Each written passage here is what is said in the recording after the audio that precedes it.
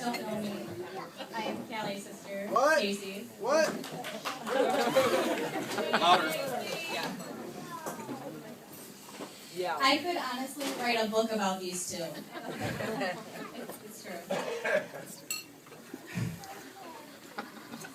Josh and Callie have been a huge part of my life, and I don't know what I would do without them.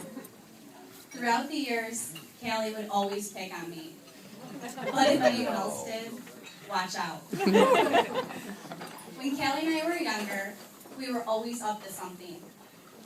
When Callie was about 8 years old, she got mad at my mom one day and decided to run away from home with her Little Mermaid suitcase. I remember my mom saying, "I'll always love you. You do what you gotta do, but I'll always love you." She'd head out in our backyard in the woods, and she was gone for maybe about 5 minutes until she realized she had no food. So being the nice sister that I am, I brought her out a peanut butter and jelly sandwich, and she devoured it like she hadn't eaten in years. Even though Callie was mean to me sometimes. Oh my God. I always wanted to be with her. I would always follow Callie and her friends around, like a little puppy dog I am. And I would always follow her around, that even though I knew she hated it, I would just always do it. One day I was following her and her friend around after school.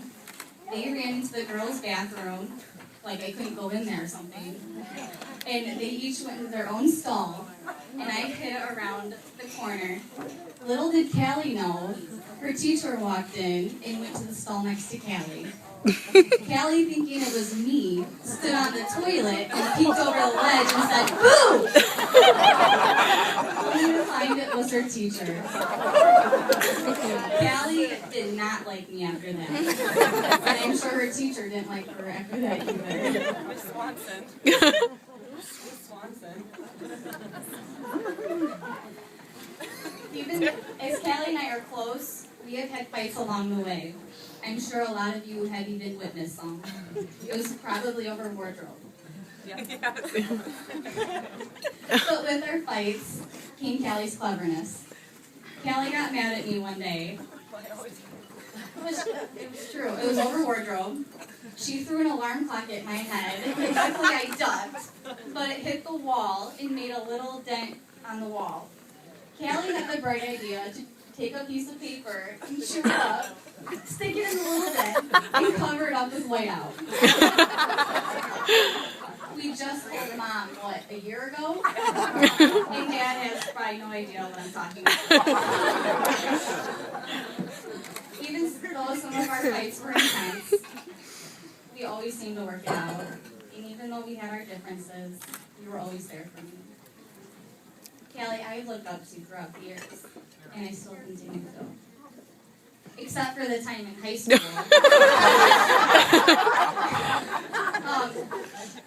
When you were soccer captain, and I was just a poor little freshman that you made run during captain's practices. And no one else had to run.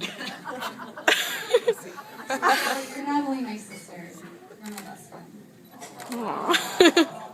And Josh, what to say? You make my sister real happy.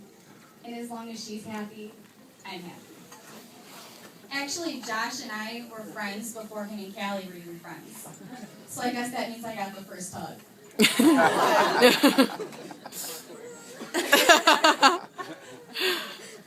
But as close as I am with Josh and Callie, I had to find out through a friend that they started dating. It was cool. I would come home from school every day and find Josh at my house. I'd pull in, playing Guitar Hero. I'd pull in and see his black truck in my driveway. Because of that, Josh and I had the bright idea to carpool. Well, that was all fine and well until you had to climb through his truck window to get in. And you didn't know if you'd run into a fishing pole or a can of worms. And I can't forget about Mackenzie. That little runt has both of you in her. Her appearance, her expressions, even her feisty personality. Callie. You two make make a great support system and team. And as long as God is number one in your life, there's nothing you can't conquer. Let's raise a toast. Wait. I hope you two share a long life of happiness together. And here's to your brand new beginning. Congratulations, Callie and Josh.